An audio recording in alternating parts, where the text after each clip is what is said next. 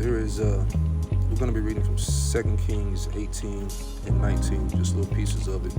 But the point is, we got to humble ourselves. Yah is in control of everything. Your success is because of him, not because of you. You're not as big and bad as you think you are. And we're going to look at King Sennacherib of Assyria and his message to Hezekiah, king of Israel, and just see how that worked out for him, just real quick if we can. So 2 Kings 18:32, until I come and take you away to a land like your own land, a land of corn and wine, a land of bread and vineyards, a land of oil and of honey, that ye may live and not die. And hearken not unto Hezekiah when he persuadeth you, saying, the Lord will deliver us. So Hezekiah was trying to bolster up people's faith in the Most High. And Sennacherib is saying, don't put your faith in him. Believe what it is I'm telling you and the good I can provide for you if you bow down to me. Verse 33, hath any of the gods of the nations delivered at all his land out of the hand of the king of Assyria? What are the gods of Hamath and of Arpad? Where are the gods of Sepharvaim, Hena, and Iva? Have they delivered Samaria out of mine hand? Who are they among all the gods of the countries that have delivered their country out of mine hand, that the Lord should deliver Jerusalem out of mine hand? So you see how he's talking big. All right, so let's skip down to chapter 19. And it came to pass, this is verse 1, when King Hezekiah heard it, that he rent his clothes and covered himself with sackcloth, and went into the house of the Lord. And he sent Eliakim, which was over the household, and Shebna the scribe, and the elders of the priests, covered with sackcloth, to Isaiah the prophet, the son of Amoz. So this really got Hezekiah disturbed. It got the elders disturbed. So they went to Isaiah the prophet to see what the Lord had said. And let's see what the Lord said.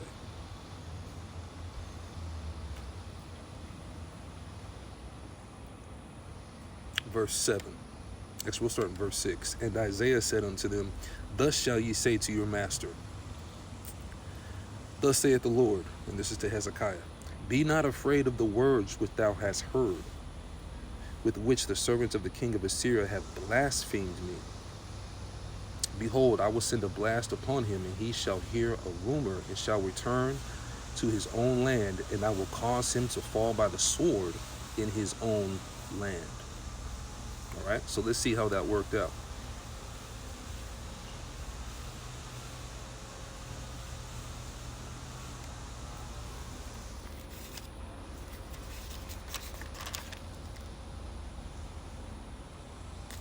Verse 21, this is the word that the Lord hath spoken concerning him.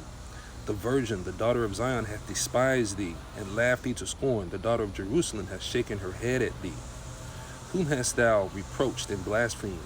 And against whom hast thou exalted thy voice, and lifted up thine eyes on high, even against the Holy One of Israel? By thy messengers thou hast reproached the Lord, and hast said, with the multitude of my chariots, I am come up to the height of the mountains. Kind of sounds like Satan, right? In Isaiah 14 or 18, Lucifer, to the sides of Lebanon, and will cut down the tall cedar trees thereof, and the choice fir trees thereof. And I will enter into the lodgings of his borders, and into the forest of his Carmel. I have digged and drunk strange waters, and with the sole of my feet have I dried up all the rivers of besieged places. So he's almost talking like he's the Most High, right? And the Most High is just running this down for him, showing him his error.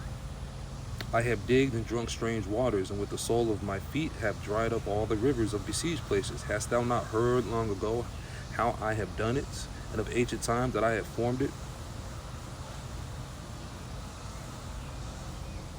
So now the Most High is saying, you ain't me. I created it. Hast thou not heard long ago how I have done it, and of ancient times that I have formed it? Now have I brought it to pass that thou shouldest be laid waste, fenced cities, be to lay waste, fenced cities into ruinous heaps. So he's saying, I allowed you to do that. I allowed you to just bulldoze these other cities and these other peoples, not you. Therefore their inhabitants were of small power. They were dismayed and confounded. They were as the grass of the field, and as the green herb, and as the grass of the housetops, on the housetops, and as of corn blasted before it grown up. So he's saying they weren't able to withstand you because I made them unable to withstand you. It had nothing to do with you being Sennacherib or how wise you are or how smart you are. And if it did, that's because I gave it to you. I told you how to handle this. But let's bring Sennacherib back down to reality.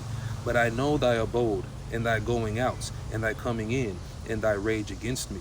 Because thy rage against me and thy tumult has come up into mine ears, therefore will I put my hook in thy nose, and my bridle in thy lips, and I will turn thee back by the way by which thou camest.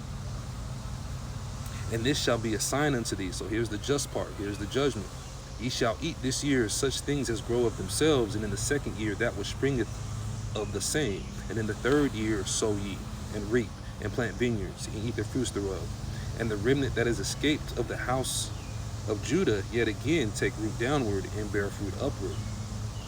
For out of Jerusalem shall go forth a remnant, and they that escape out of the Mount of Zion, the zeal of the Lord of hosts shall do this. So basically he's saying what it is Sennacherib is trying to do is not going to come to pass.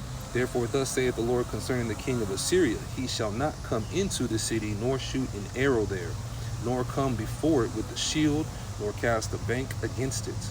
By the way he came, by the same shall he return, and shall not come into this city, saith the Lord. For I will defend this city to save it for mine own sake, and for my servant David's sake. So that's the importance